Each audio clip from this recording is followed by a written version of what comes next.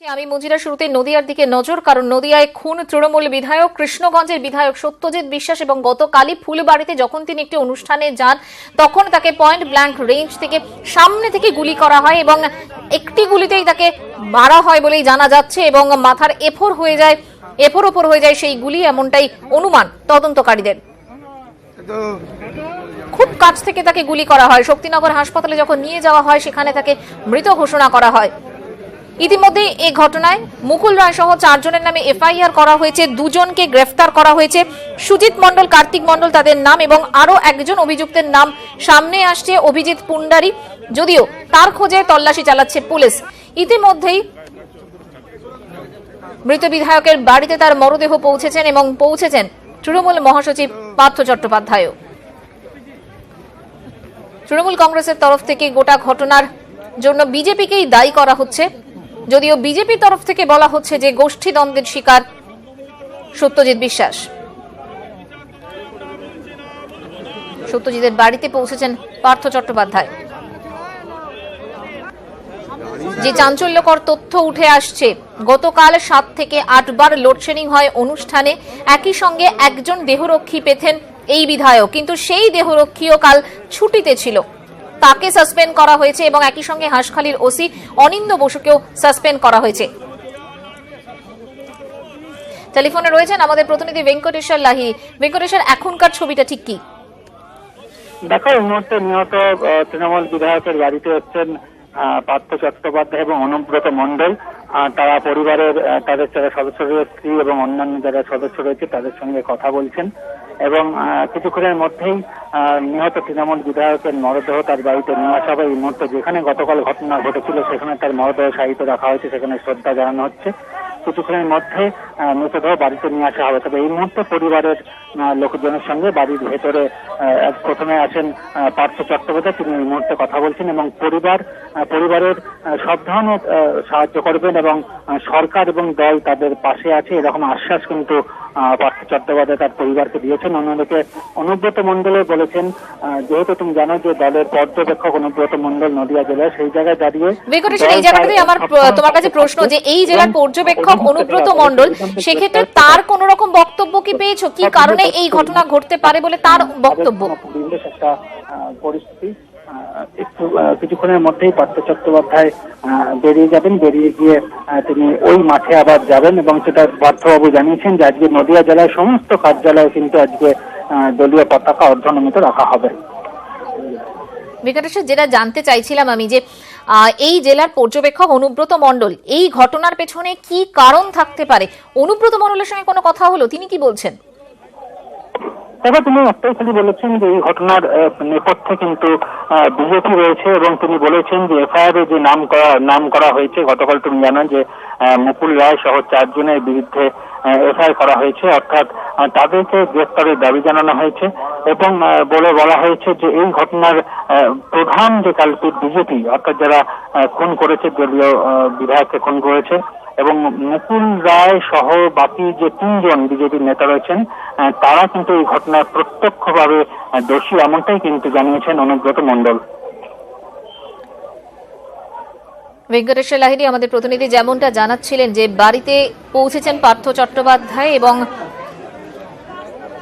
সত্যজিৎ বিশ্বাসের স্ত্রী পারুল বিশ্বাসের সঙ্গে কথা বলছেন তারা। শোকস্তব্ধ পরিবার, আকস্মিক এই ঘটনায় একেবারেই শোকস্তব্ধ। মহুয়া মৈত্র, পার্থ চট্টোপাধ্যায়রা পৌঁছেছেন এবং কথা বলছেন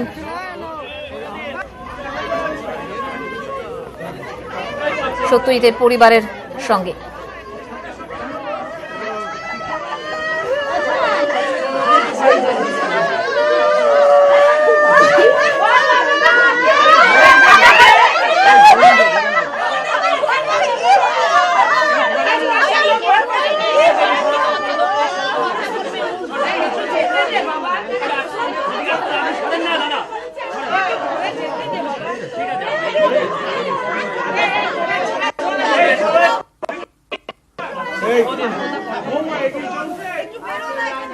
আমাদের সঙ্গে রয়েছেন আমাদের প্রতিনিধি ভেঙ্কটেশ্বর লাহিড়ী। ভেঙ্কটেশ্বর, আমরা দেখছিলাম যে এই মুহূর্তে শোকস্তব্ধ পরিবার এবং যে মুহূর্তে পার্থ চট্টোপাধ্যায়, মহুয়া মৈত্ররা পৌঁছেছেন তাদেরকে দেখে আরোই বোধহয় ভেঙে পড়েছেন পরিবারের লোকজন, কারণ কেউই হয়তো প্রস্তুত ছিলেন না আকস্মিক এই ঘটনার জন্য, তাই তো?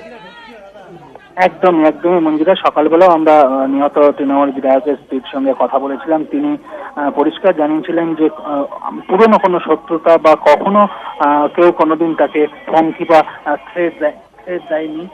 সেই জায়গাতে হঠাৎ করে কি এমন হয়ে গেল যে এই ঘটনা ঘটলো, তারা বুঝে উঠতে পারছেন না।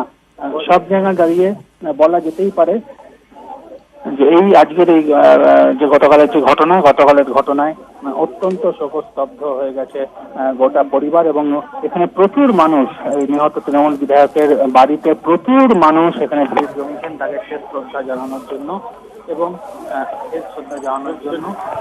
পাশাপাশি যেখানে তুমি জানো যে গতকাল যেখানে ঘটনা ঘটেছিল সেখানেও কিন্তু একটা অস্থায়ী মঞ্চ বানানো হয়েছে। সেখানে এই মুহূর্তে নিহত তৃণমূল বিধায়কের দেহ সেখানে শায়িত রাখা হয়েছে। সেখানে দলীয় কর্মীদের পাশাপাশি প্রচুর মানুষ, অগণিত মানুষ সেখানে এসে তাকে শেষ শ্রদ্ধা জানাচ্ছেন। এবং তোমাকে আগেই যেটা বললাম, কিছুক্ষণ আগেই পার্থ চট্টোপাধ্যায় এবং অনুব্রত মণ্ডলের সহ দলের অন্যান্য শীর্ষ নেতারা নিহত তৃণমূল বিধায়কের বাড়িতে আসেন।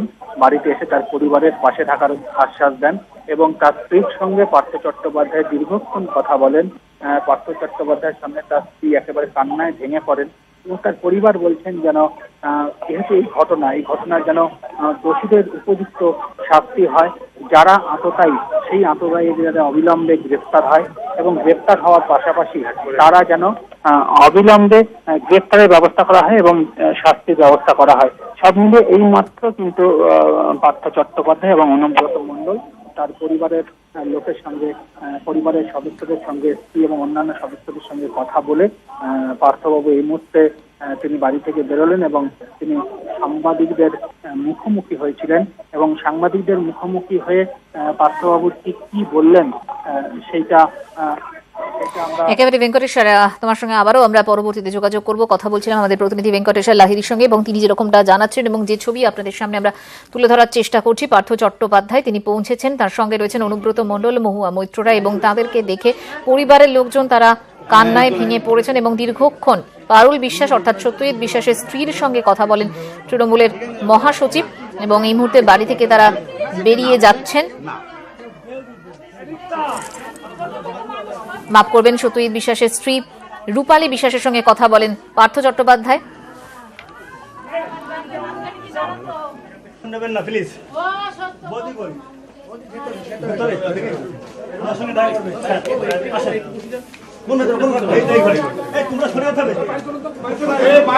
পার্থ চট্টোপাধ্যায়, অনুব্রত মণ্ডল, মহুয়া মৈত্র, তৃণমূল কংগ্রেসের শীর্ষ নেতৃত্ব সত্যজিৎ বিশ্বাসের বাড়িতে পৌঁছেছেন এবং পার্থ চট্টোপাধ্যায় দীর্ঘক্ষণ নিহত বিধায়কের স্ত্রী রূপালী বিশ্বাসের সঙ্গে কথা বলেন।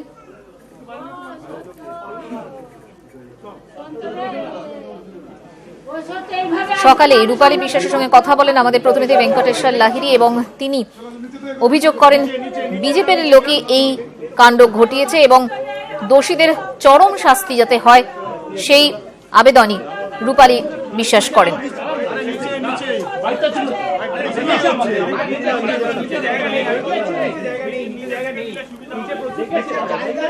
আমার কারা করেছিল আমি জানি না। ওখানে কে দেখেছে ছেলেটাকে, যখন পালাতে গিয়ে দেখেছে, চিনে ফেলেছে, বলছে ওই মজিদপুর গ্রামের একটা ছেলে, ও বিজেপি করে, ওই ছেলে মেরেছে ওকে। আমি চাইছি ওর ফাঁসিও, যে মেরেছে ওর ফাঁসি হোক। বিজেপির লোক আছে, বিজেপির লোক করছে, এটা বিজেপির লোক করেছে, আর যে মেরেছে সেও বিজেপি। ও বিজেপিতে ঢুকেছে, ও বিজেপিতে ঢুকে ও এই কাজটা করেছে। এই বিধায়ক খুনের সন্দেহে ফুলবাড়ির স্থানীয় যুবক অভিজিৎ পুন্ডারি, অভিজিৎই দাদাকে খুন করেছে। অভিজিৎ পুন্ডারি বিজেপি কর্মী, খুনের পরে সত্যজিৎকে যেভাবে নৃশংসভাবে গুলি করে হত্যা করা হয়েছে, মমতা বন্দ্যোপাধ্যায় আমাদের সবাইকে পাঠিয়েছেন, জেলা নেতৃত্ব এখানে উপস্থিত আছেন। আমরা গভীর সমবেদনা এবং সঙ্গে সঙ্গে প্রশাসনকে যারা এই হত্যার পেছনে আছে, ষড়যন্ত্রকারী এবং খুনি, তাদের প্রশাসনিকভাবে কঠোরতম শাস্তির দাবি করছি। মমতা বন্দ্যোপাধ্যায় তিনি নিজেও সত্যজিতের স্ত্রী রূপালীর সঙ্গে কথা বলেছেন। আমরা বলেছি এই পরিবার তৃণমূল কংগ্রেসের পরিবার, যার মাথায় মমতা বন্দ্যোপাধ্যায়, সুতরাং আমরা তার পরিবারের দায়িত্বে আছি, ছিলাম, থাকব। তিনি কোনো অসহায় বোধ যেন না করেন।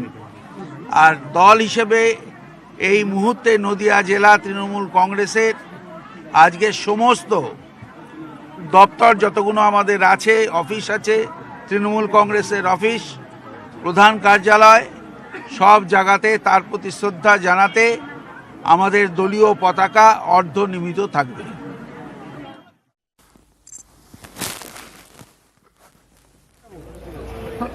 পার্থ চট্টোপাধ্যায় তিনি বাড়িতে পৌঁছেছেন এবং তিনি নিহতের স্ত্রীর সঙ্গেও কথা বলেন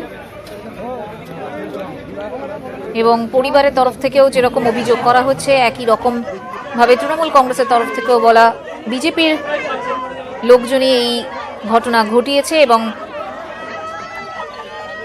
যেমনটা জানা যাচ্ছে যে দুজনকে ইতিমধ্যেই গ্রেফতার করা হয়েছে, সুজিত মণ্ডল, কার্তিক মণ্ডল এবং অভিজিৎ পুন্ডারি বলে আরও এক স্থানীয় যুবক রয়েছে, তার বিরুদ্ধেও অভিযোগ রয়েছে। যদিও পলাতক অভিজিৎ, তার খোঁজে পুলিশ।